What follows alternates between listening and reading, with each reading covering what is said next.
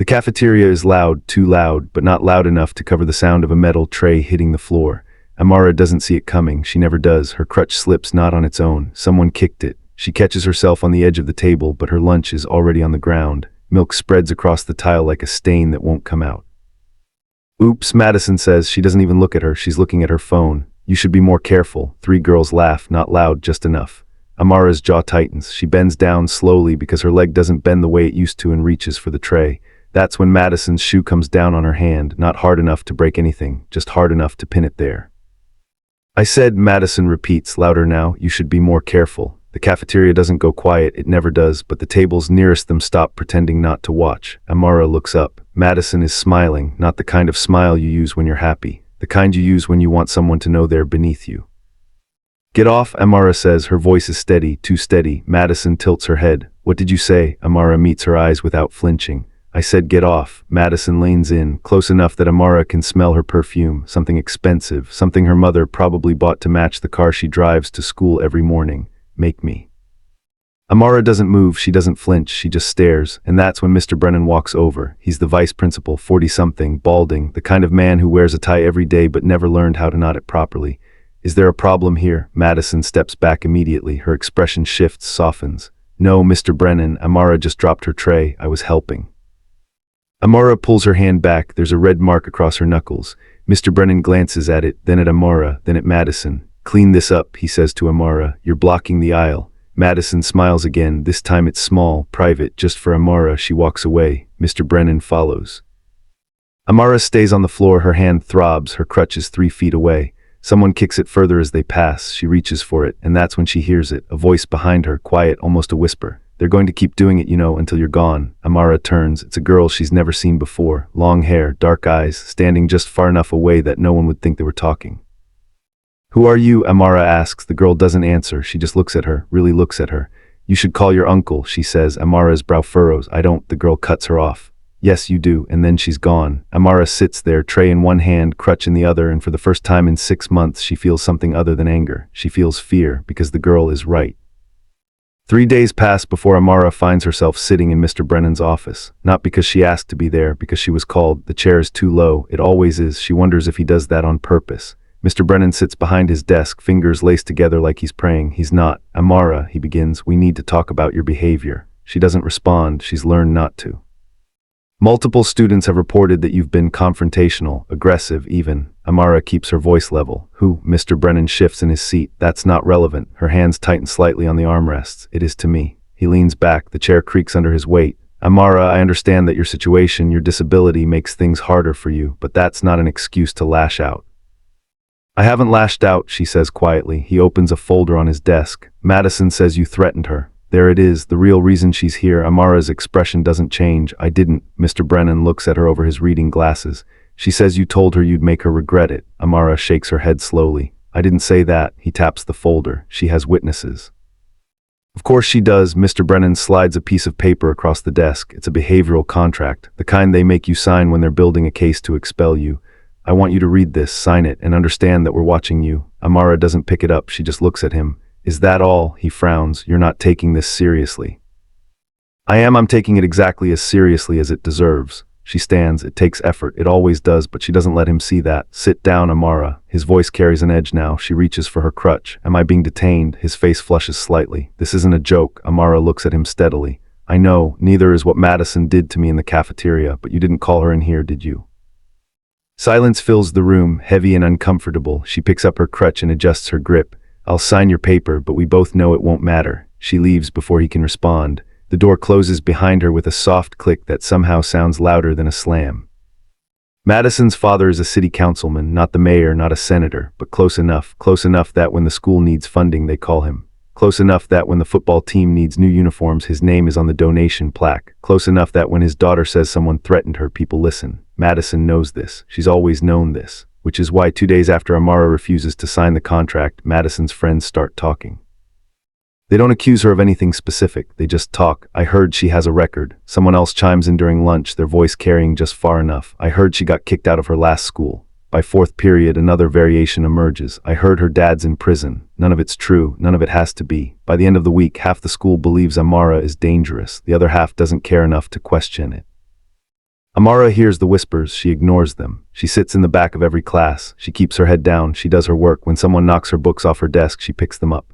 When someone accidentally bumps into her in the hallway, she steadies herself and keeps walking. When Madison and her friends sit behind her in English and whisper just loud enough for her to hear, she doesn't turn around. She writes everything, dates, times, names, what was said, who was there. She fills 3 notebooks in 2 weeks. Her English teacher, Ms. Carver, notices she's young, mid-20s, the kind of teacher who still believes she can make a difference. Amara, can you stay after class? Amara waits until everyone else leaves. Ms. Carver closes the door carefully. Are you okay? Amara nods without looking up from her bag. Ms. Carver sits on the edge of her desk. You don't seem okay. I'm fine. Ms. Carver watches her for a moment. If something's happening, Amara cuts her off. Nothing's happening. The teacher's voice softens. Amara finally looks up, and there's something in her eyes that makes Ms. Carver stop. I said I'm fine. Ms. Carver looks at her for a long moment, then she nods slowly. Okay, but if you ever need to talk. Amara picks up her bag. I won't. The principal, Dr. Hayes, doesn't call Amara into his office. He calls her mother. Her mother, who works 2 jobs and can't afford to take time off. Her mother, who shows up in her scrubs because she came straight from the hospital. Her mother, who sits across from Dr. Hayes and Mr. Brennan and listens to them explain that Amara is struggling to adjust. We think it might be best, Dr. Hayes says carefully, choosing each word like he's walking through a minefield, if Amara took some time off to focus on her mental health. Her mother's voice is quiet, dangerously quiet. You want to suspend her. Dr. Hayes spreads his hands in what's meant to be a placating gesture. We want to help her. Her mother doesn't blink. By suspending her. By giving her space, Mr. Brennan interjects. Her mother turns to look at him, and he shifts uncomfortably in his chair.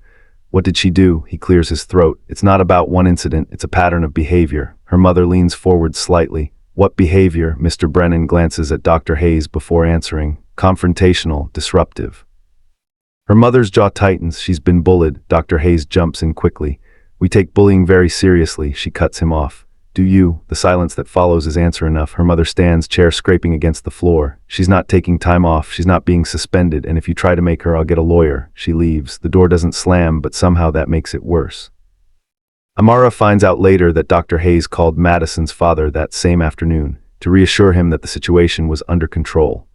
That evening, Councilman Whitmore sends an email to Dr. Hayes thanking him for his decisive leadership and mentioning a potential donation to the school's new STEM program. The email is forwarded to the right people. Everyone understands. Some students are more valuable than others. It starts with a photo. Amara doesn't know who took it. She doesn't know when, but suddenly it's everywhere. Her on the floor of the cafeteria, reaching for her crutch. The angle makes her look small, helpless, pathetic. The caption reads, "Victim mentality much." It's shared 47 times in the first hour. By the end of the day, it's on every group chat, every Snapchat story, every Instagram feed. Someone adds a meme, someone else adds a joke. By the time Amara sees it, it's already too late. The damage is done. Madison doesn't stop at the photo. She understands momentum. She understands that one lie told well can become truth if enough people repeat it. She goes to the guidance counselor, Ms. Pritchard, and tells her that Amara followed her to her car. I was scared, Madison says, and there are actual tears in her eyes, real ones. She's practiced this. She just stood there, staring at me. I didn't know what she was going to do. Ms. Pritchard writes it down, every word. She asks Madison if she wants to file a formal report. Madison hesitates, playing the part perfectly. I don't want to get her in trouble. I wanted someone to know, in case something happens. Ms. Pritchard promises to keep an eye on the situation. 2 days later, Madison tells Mr. Brennan that Amara sent her threatening messages. She shows him screenshots. They're edited poorly, but Mr. Brennan doesn't notice, or he doesn't care. The messages are vague enough to be interpreted as threats if you want to see threats, and Mr. Brennan wants to see threats. He calls Amara in again. This time her mother isn't there. She's at work. She can't keep taking time off. They both know the school knows this. Amara, these are serious allegations. He turns his computer monitor toward her. The screenshots are displayed in neat rows. She looks at them carefully. They're not even her number. The profile picture is wrong. The typing style is nothing like hers. That's not me, she says simply. Mr. Brennan's expression doesn't change. It's your name. Amara almost laughs, almost. Anyone can fake a name. He leans back in his chair, arms crossed. Why would Madison lie? She meets his eyes. Why would I threaten her? He doesn't answer. He doesn't need to. He's already made up his mind. He suspends her for 3 days. No hearing, no investigation. Just 3 days to think about her choices. When Amara returns, her locker is open. She doesn't remember leaving it unlocked, but there it is, hanging open like a broken jaw. Inside, a small plastic bag filled with pills, white tablets, unmarked. She's never seen them before. She doesn't even take medication, not since the accident, but someone saw, someone always sees. Within an hour, the rumor spreads like wildfire through dry grass. Amara is dealing drugs. Amara is an addict. Amara brought pills to school. Mr. Brennan doesn't call her in this time. He calls the police. Officer Dalton arrives in full uniform, badge gleaming, gun visible on his hip, the whole performance. He searches her locker while other students watch from down the hallway. He searches her bag, laying out each item on a table like evidence at a crime scene. He searches her, hands professional but firm, making sure everyone sees. He finds nothing because the pills are already gone. Madison took them back during second period while Amara was in class. But the damage is done, the image is burned into everyone's mind. Amara being searched by police, Amara being treated like a criminal. It doesn't matter that they found nothing, the accusation is enough. That night, Amara's mother gets a call from the school district. They're concerned about Amara's well-being. They suggest counseling. They suggest alternative education options. They suggest very carefully that perhaps this school isn't the right fit.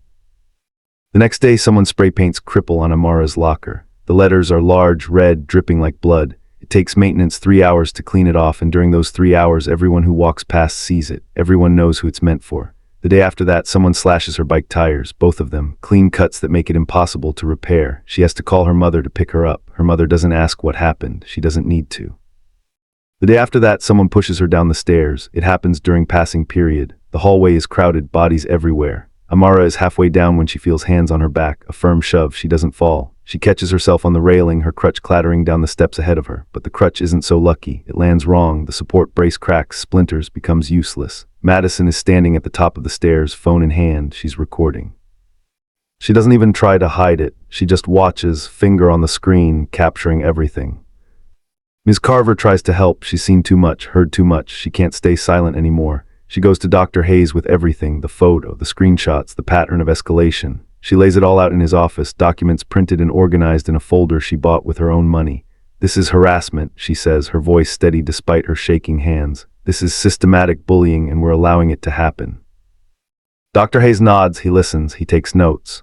We'll look into it, he says, and his voice sounds sincere. It isn't. He doesn't look into it. He files her report in a drawer and forgets about it. Ms. Carver waits a week, then two. Nothing changes, so she goes to the school board. She attends their public meeting. She stands at the podium during the comment period and explains what's happening at the school. They thank her for her concern. They promise to review the situation. They do nothing. Ms. Carver goes to Amara's mother. They meet at a coffee shop because Ms. Carver doesn't want anyone from the school to see them talking.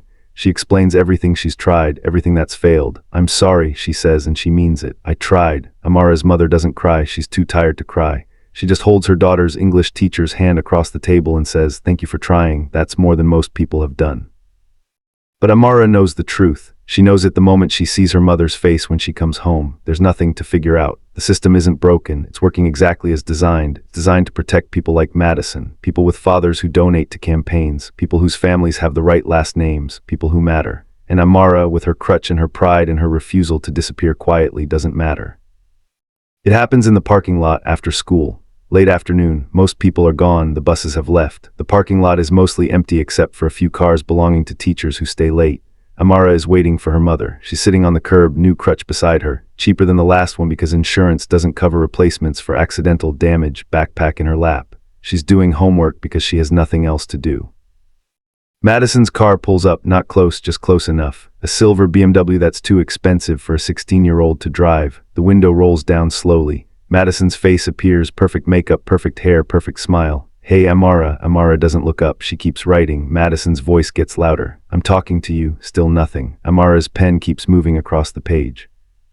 Madison gets out of the car, so do her friends, 3 of them. Jenna, Brittany, and someone Amara doesn't recognize, all wearing the same bored expression. The same designer jeans, the same casual cruelty. "You think you're tough," Madison says, walking closer. "You think ignoring me makes you better than me."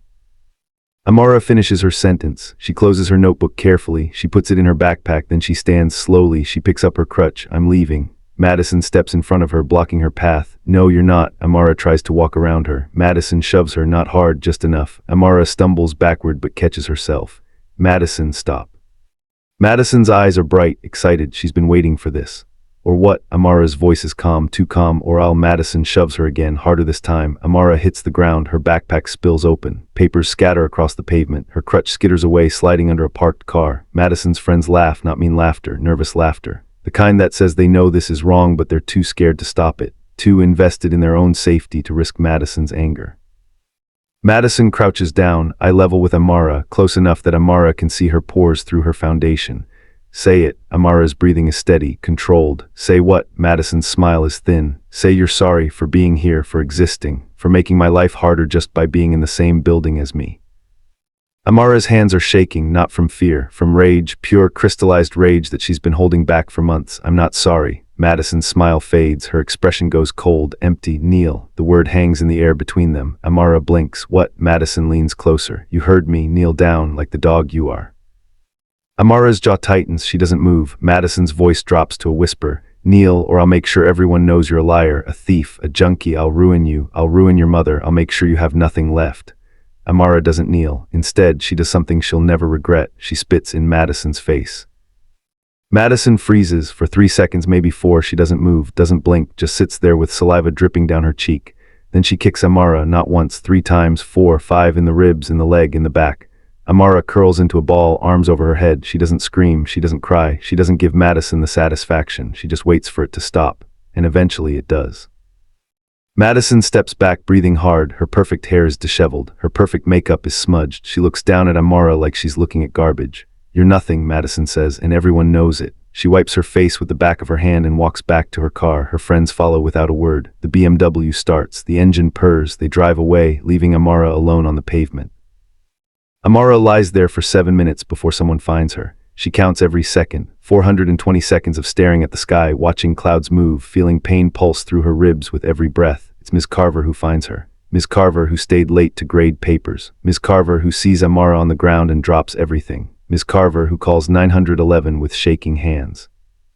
The hospital keeps Amara overnight. Bruised ribs, sprained wrist, contusions on her back and legs, nothing broken, nothing that shows up on an x-ray as serious damage. The doctor says she's lucky. Amara doesn't feel lucky, she feels hollow. Officer Dalton comes to take her statement. He pulls up a chair next to her hospital bed, takes out his notebook, clicks his pen. Tell me what happened, he says. Amara tells him everything, every detail, who was there, what was said, what was done. He writes it all down, every word. His pen scratches across the page for 15 minutes. Then he closes his notebook, clicks his pen again, puts it in his pocket. Did anyone else see this happen? Amara looks at him. Ms. Carver found me.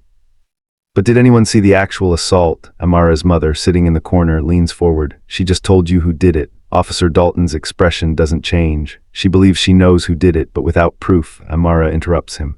There are cameras in the parking lot, security cameras. They record everything. Officer Dalton nods slowly. I'll check. He doesn't check. 2 days later, when Amara is home from the hospital, Officer Dalton calls. He tells Amara's mother that the footage was inconclusive. Her mother's voice is sharp over the phone. What does that mean? His response is practiced, rehearsed. It means we can't see who did it. The angle wasn't right. The lighting was poor. She told you who did it. Amara can hear her mother's voice from across the room. Officer Dalton sighs. She believes she knows who did it, but without proof, without witnesses, without clear footage, there's nothing we can do. I'm sorry. Amara's mother grips the phone tighter. I want to see the footage. There's a pause, a long one. It's been deleted. What? Officer Dalton's voice is apologetic but firm. Automatically, after 48 hours, it's policy. I'm sorry, there's nothing we can do. He's lying. Everyone knows he's lying. The cameras keep footage for 30 days minimum, but there's nothing they can do. Officer Dalton is friends with Councilman Whitmore. They play golf together. Their wives are in the same book club. Some things matter more than the truth. Amara doesn't go back to school, not for a week, not for 2. She stays home. She sleeps. She stares at the ceiling. Her mother tries to talk to her, tries to reach her. We can transfer you. We can homeschool you. We can move if we have to. Amara's voice is flat, empty. It won't matter. Her mother sits on the edge of the bed. Amara. They'll just do it again, somewhere else, to someone else. That's how this works. Her mother reaches for her hand. You're not responsible for them. Amara looks at her. I know. Her mother squeezes gently. Then why do you sound like you are? Amara doesn't answer. She doesn't have an answer. She just knows that giving up feels like letting them win, and fighting back feels impossible. That night alone in her room, Amara takes out her phone. She opens her contact list. She scrolls to a name she hasn't called in 3 years, Uncle Ray. Her finger hovers over the call button. She hesitates. Ray is her mother's brother. He left town when Amara was 13, got into some trouble, joined a motorcycle club. Her mother doesn't like to talk about him, says he made bad choices, says he's dangerous, but Amara remembers him differently. She remembers him teaching her to ride a bike before the accident. She remembers him telling her that sometimes the world is cruel and you need people who are crueler. She presses the button, the phone rings once, twice, 3 times. She's about to hang up when a voice answers, deep, rough, the kind of voice that's seen things and lived to talk about them. Amara, she doesn't say anything, she can't, her throat is tight. Amara, you there? She forces the word out. Yeah. Silence, not awkward, understanding. You okay? The question breaks something in her. No, she hears him moving, the sound of a door closing, background noise disappearing. Where are you? She tells him the city, the address, everything. I'll be there in 2 days. Her voice cracks. Uncle Ray. He cuts her off. 2 days, kid, sit tight. He hangs up. Amara stares at the phone. For the first time in weeks, she feels something other than fear. She feels hope. It's small, fragile, but it's there. The next morning, Amara goes back to school. Her ribs still hurt. Her wrist is still wrapped, but she goes. She needs to. She needs them to see that they didn't break her. Madison is waiting for her, not in the cafeteria, not in the hallway, in the parking lot, same spot where it happened. She's leaning against her car, arms crossed, smiling. You're back. Amara doesn't stop walking. She heads toward the building 1 step at a time. Madison pushes off the car and follows. I thought you'd quit. Amara keeps walking. Her crutch taps against the pavement in a steady rhythm. Hey, I'm talking to you. Amara stops. She turns slowly. I heard you. Madison's smile widens, and Amara meets her eyes without flinching, and I'm still here. The smile fades just slightly. Madison steps closer, invading her space. You should have stayed gone. Amara's voice is quiet, steady. Probably. Madison's eyes narrow. I can make your life hell.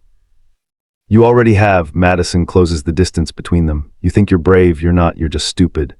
Amara looks her in the eye, really looks at her, and for the first time she sees something she didn't expect, fear. Madison is afraid that Amara won't break, afraid that her power has limits. Maybe, Amara says softly, but at least I'm not you. She turns and walks away. Madison doesn't follow. She just stands there in the parking lot, watching Amara disappear into the building, and for the first time in her life she doesn't know what to do. They arrive at 7:43 in the morning. 50 motorcycles, maybe more, all black, all loud, engines rumbling like thunder you can feel in your chest. They roll into the school parking lot like a storm you can't outrun. Students stop mid-conversation. Teachers freeze with coffee cups halfway to their lips. Everyone stops. The sound is overwhelming, deafening. Then, one by one, the engines cut off. Silence. The kind of silence that comes after violence. Heavy, expectant. Then boots, 50 pairs of boots hitting pavement in near-perfect unison. They're wearing leather, patches, club colors. The patches read Hell's Angels across the back in letters that don't apologize for existing. The man in front is massive, 6'4", maybe taller, shoulders like a linebacker, beard down to his chest, streaked with gray, arms covered in tattoos that tell stories he doesn't share with strangers. His name is Ray.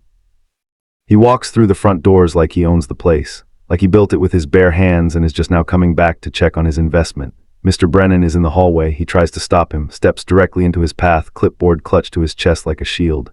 Excuse me, sir, you can't. Ray doesn't even look at him, doesn't acknowledge his existence. He just walks past him, and Mr. Brennan stumbles backward like he's been pushed by a ghost. Ray walks straight to the main office. The secretary looks up. Her eyes go wide. She reaches for the phone. Ray raises one hand, just one. Don't. She freezes. Ray walks past her desk, past the counter, straight to Dr. Hayes' office. The door is closed. He opens it without knocking. Dr. Hayes is on the phone. He looks up. His face goes pale. The phone slips from his hand, clatters onto the desk. Ray sits down in the chair across from him. The chair creaks under his weight. He doesn't say anything, just sits there. Waiting, Dr. Hayes clears his throat, tries to find his voice. I'm calling security. Ray's expression doesn't change. Go ahead. Dr. Hayes doesn't move, doesn't reach for the phone. He just sits there, hands flat on his desk, trying not to shake. My niece, Ray says, his voice is calm, conversational. Amara, you know her? Dr. Hayes swallows hard. Yes, Ray nods slowly. Good, then you know what happened to her. Dr. Hayes' eyes dart to the door. That's a police matter. Ray leans forward, not threatening, just present. The police did nothing, so now it's my matter. Dr. Hayes tries to gather himself. Mr. Ray cuts him off. Ray, just Ray. Dr. Hayes nods quickly. Ray, I understand you're upset, but you can't just. Ray's voice doesn't rise. It doesn't need to. I'm not upset. I'm here to make sure it doesn't happen again. Dr. Hayes reaches for his phone. We have protocols. Your protocols failed. The words hang in the air. Simple, undeniable. Dr. Hayes opens his mouth, closes it, opens it again. We did everything we could. Ray stands. The movement is slow, deliberate. No, you did nothing. And now I'm going to walk the halls. I'm going to meet your teachers, your staff, your students, and I'm going to make sure they all understand something. Dr. Hayes looks up at him. What's that? Ray's eyes don't blink. That Amara is protected by me, by my club, and if anyone touches her again, we're coming back, all of us, and we won't be talking. Dr. Hayes' voice is barely a whisper. Is that a threat? Ray turns toward the door. It's a promise. He walks out. Dr. Hayes sits there, alone in his office, hands shaking, phone on his desk. He doesn't call security. He doesn't call anyone. He just sits there and realizes that the power he thought he had was always borrowed, and the people he borrowed it from just walked through his door. Madison hears about it during second period. At first, she doesn't believe it. Someone's phone buzzes, then another, then another. Whispers spread through the classroom like wildfire. There are bikers outside, like a gang. They're looking for someone. The teacher tries to maintain control, but even she keeps glancing at the window. Then Madison sees them through the window in the parking lot, 50 men in leather standing in formation, arms crossed, waiting. Her phone buzzes. She looks down. It's her father. The message is all capitals. Stay inside. Do not leave school. I'm coming to get you. She texts back with shaking fingers. What's going on? 3 dots appear, disappear, appear again, then nothing. Madison looks out the window again. One of the men is staring directly at her classroom. At her, he doesn't move, doesn't blink, just watches. She steps back from the glass, heart pounding. The teacher notices. Madison, are you all right? Madison shakes her head. She's not all right. For the first time in her life, she understands what it feels like to be afraid. Ray doesn't just bring men, he brings a lawyer. Her name is Angela Reyes, mid-40s, sharp suit, sharper eyes, the kind of woman who walks into rooms like she's already won the argument. She carries a briefcase that costs more than most people's monthly rent. She sits in Dr. Hayes' office with Ray standing behind her like a sentinel. She opens her briefcase and removes a stack of documents, sets them on the desk with a soft thud. Amara's medical records, police reports, witness statements, security footage from the school. Yes, the real footage, not the deleted version. Dr. Hayes' face goes white. His hands grip the armrests of his chair. How did you? Angela raises one hand. Doesn't matter. What matters is that this school has systematically failed to protect a disabled student from repeated assault, harassment, and discrimination. Dr. Hayes finds his voice. It's weak, defensive. We've done everything we can. Angela's laugh is short, humorless. You've done nothing, and now you're going to pay for it. She slides a document across the desk. Dr. Hayes picks it up with hands that won't stop shaking. This is a lawsuit against the school, against the district, against you personally. He reads it. Each page makes his face paler. Angela continues, her voice never rising, never emotional, pure business. We're prepared to file this afternoon unless you cooperate. Dr. Hayes looks up. Cooperate how? Angela counts on her fingers. Full investigation. Madison Whitmore and her accomplices expelled. Public apology. Policy reform. And a very generous settlement for Amara and her mother. Dr. Hayes sets the papers down. I can't just... Angela leans forward. Yes, you can, or we go to court. And when we do, every local news station, every parent, every school board member will know exactly how you protected a councilman's daughter while a disabled black girl got beaten in your parking lot, on camera. We have the footage, Dr. Hayes, all of it, every angle, every second, every lie you told about it being deleted. Dr. Hayes' mouth opens and closes. He looks like a fish drowning in air. I need time to think. Angela stands, gathering her documents. You have 24 hours. After that we file, and when we win, and we will, you'll lose more than your job. You'll lose everything, your reputation, your pension, your future. Do you understand? He nods weakly. Angela walks to the door, Ray following behind her. She pauses in the doorway. 24 hours, Dr. Hayes. Choose wisely. They leave. Dr. Hayes sits in his office alone. The lawsuit is still on his desk. He doesn't touch it. He just stares at it. Outside, through his window, he can see the motorcycles still parked in neat rows, the men still standing, still waiting. He picks up his phone, puts it down, picks it up again. He knows what he has to do. He just doesn't want to admit it. Madison's father shows up an hour later. Councilman Whitmore, suit, tie, gold cufflinks, the kind of man who's used to getting his way through voice volume and name-dropping. He marches into Dr. Hayes' office without knocking. The door bangs against the wall. What the hell is going on? Dr. Hayes looks exhausted, defeated. There's been a situation. Whitmore's face is red. I know there's a situation. There are bikers outside my daughter's school. Bikers, like some kind of gang, and you're just sitting here. Dr. Hayes rubs his face. They're Amara's family. Whitmore's eyes narrow. I don't care who they are. Get rid of them. Dr. Hayes shakes his head slowly. I can't.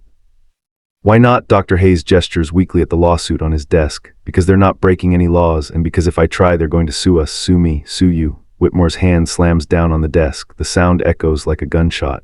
You let this happen. You told me you had it under control. You told me Madison was the victim here. Dr. Hayes' voice is hollow. I thought I did. I thought she was. Whitmore pulls out his phone. Well, clearly you don't. I'm calling the mayor. We're shutting this down. I'm having those thugs arrested for trespassing, intimidation, whatever it takes. Dr. Hayes stands suddenly. And what are you going to tell him? That your daughter assaulted a disabled student and we covered it up, that there's video evidence, that we deleted police footage. Whitmore freezes, his phone is halfway to his ear. You're bluffing. Dr. Hayes picks up the lawsuit and hands it to him. Read it, it's all there, everything Madison did, everything we didn't do, everything we lied about. They have proof, Whitmore, real proof, the kind that ends careers. Whitmore reads the first page, his face goes through a transformation, red to pale to gray. He reads the second page, his hands start to shake, he crumples the paper and throws it on the floor. This is extortion. Dr. Hayes sits back down heavily. No, this is consequences. Whitmore points at him. You're done, you hear me, done. I'll make sure you never work in education again, Dr. Hayes interrupts him. You'll what? You'll ruin me. They're already doing that. The difference is if I cooperate, I might walk away with something. If you fight this, we both lose everything. Whitmore storms toward the door. You're a coward. Dr. Hayes doesn't argue. Maybe, but I'm a coward who's going to keep his pension. Whitmore leaves. The door slams so hard a framed diploma falls off the wall. The glass cracks. Dr. Hayes doesn't move to pick it up. He just sits there, staring at the crumpled lawsuit on his floor, knowing that everything he built over 20 years in education is about to disappear because he looked the other way when it mattered most. It starts with one of Madison's friends. Her name is Jenna. She's 16, scared. She shows up at Ray's motel room at 11 at night. The motel is cheap, the kind with doors that open to the parking lot and neon signs that flicker. Ray answers the door in a t-shirt and jeans. He doesn't let her in. He makes her talk in the hallway where the security camera can see, where there's a record. What do you want? His voice isn't cruel, just cautious. Jenna is crying, mascara running down her face in black rivers. I want to tell the truth. Ray crosses his arms. Why now? Jenna wipes her face with her sleeve. Because I can't sleep. Because every time I close my eyes I see Amara on the ground. Because it's wrong and I should have said something sooner. Because I'm terrified of Madison, but I'm more terrified of who I'm becoming. Ray takes out his phone, starts recording. Say that again, all of it. Jenna looks at the camera, takes a shaky breath, and tells him everything, the cafeteria incident, the planning, the rumors they spread deliberately, the lies they told, the assault in the parking lot, Madison's exact words, her own participation, her guilt. She talks for 20 minutes without stopping. When she's done, she looks at Ray with red eyes. Am I going to jail? Ray stops the recording. I don't know, but you did the right thing. Jenna nods, doesn't look convinced. Will you tell Amara I'm sorry? Ray puts his phone away. You can tell her yourself. Jenna leaves. Ray watches her walk to her car, watches her sit in the driver's seat for 5 minutes before she starts the engine, watches her leave. Then he sends the video to Angela Ray's. The next day, Jenna goes to Angela's office. She gives a full statement, names, dates, text message, screenshots, everything. Angela records it all, takes notes, asks questions. When they're done, Angela looks at her. You understand this might not protect you from consequences. Jenna nods. I know, but at least I can sleep. 2 days later, another girl comes forward, then another. By the end of the week, 5 students have corroborated Amara's story. They all tell the same basic narrative with different details. Madison was the ringleader. Madison planned it. Madison encouraged it. Madison enjoyed it. Some of them participated. Some of them just watched, but none of them stopped it. And now they have to live with that. Madison is alone. Her friends won't return her calls. Her text messages go unanswered. She sits in the cafeteria by herself for the first time in her life and understands what Amara felt. The isolation, the whispers, the stares, but she doesn't understand the crucial difference. Amara was innocent, Madison is not. Angela Ray's doesn't wait for the school board. She doesn't trust them. She doesn't trust the process. She calls a press conference. Local news, parents, student, anyone who wants to come. She stands at a podium outside the school and lays it all out. No emotion, just facts. The photo, the screenshots, the assault, the deleted footage, the cover-up. She speaks for 20 minutes. Every statement is backed by evidence. Every claim is supported by documentation. Then she plays the security footage, the real footage, the footage that was supposed to be deleted. She plays it on a laptop screen connected to speakers. The crowd watches in silence as Madison pushes Amara, as Madison kicks her. As Madison stands over her smiling while Amara lies on the ground, the footage is clear, undeniable, damning. When it ends, the silence is deafening.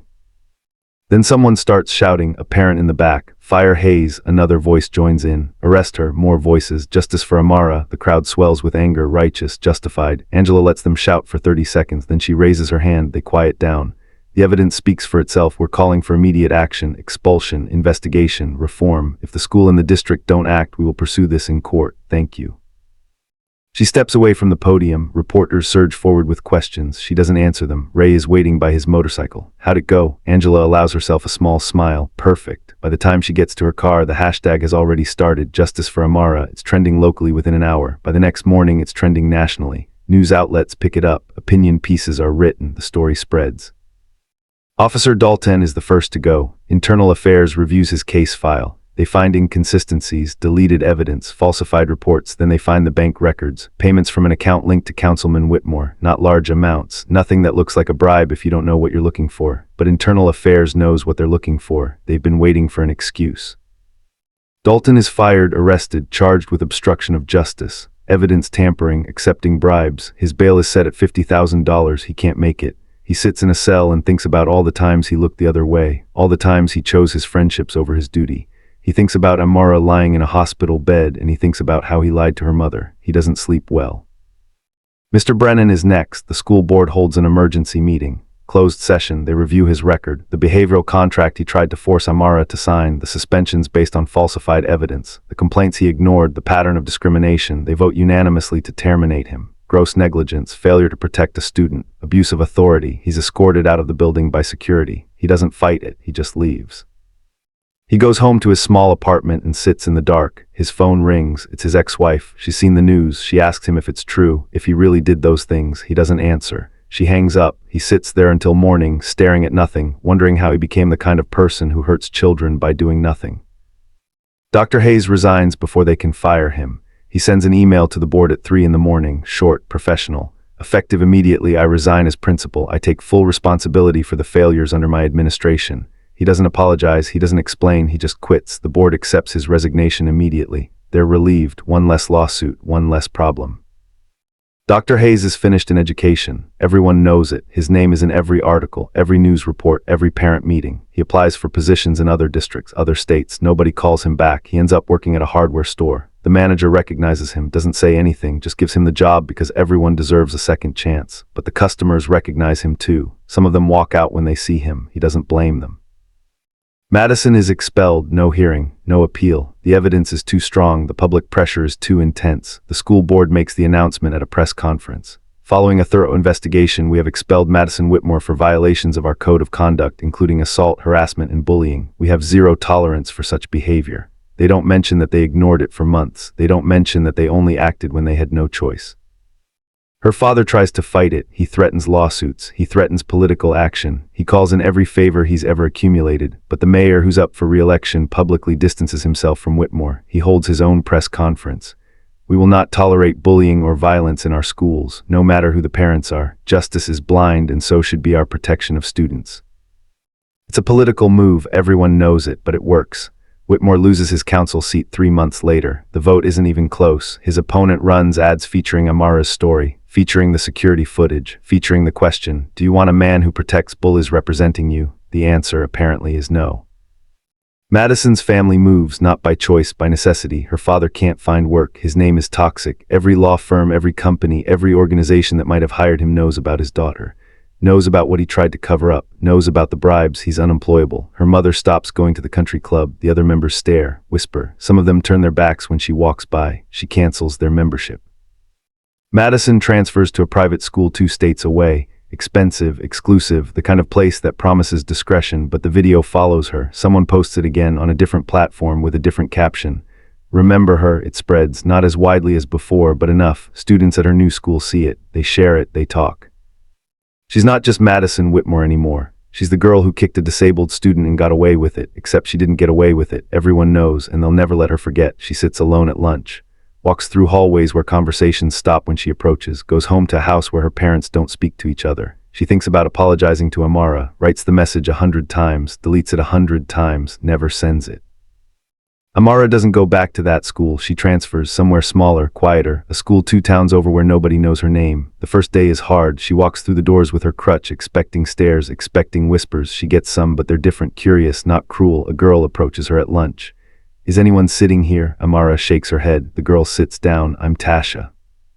The second day is easier. Tasha introduces her to her friends. They're kind, normal. They ask questions about her crutch, medical questions, not judgmental ones, and accept her answers.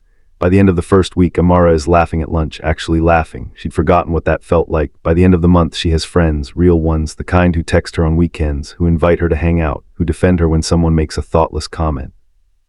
Her mother gets a new job, better pay, better hours, regular schedule. The hospital she'd been working at read about what happened. The director called her personally. Offered her a position in their outreach program, steady hours, weekends off, benefits. They moved to a better apartment, not fancy, but safe, clean, with a park across the street where Amara can sit and write. Ray visits every few months. He doesn't say much. He doesn't have to. He just makes sure she's okay.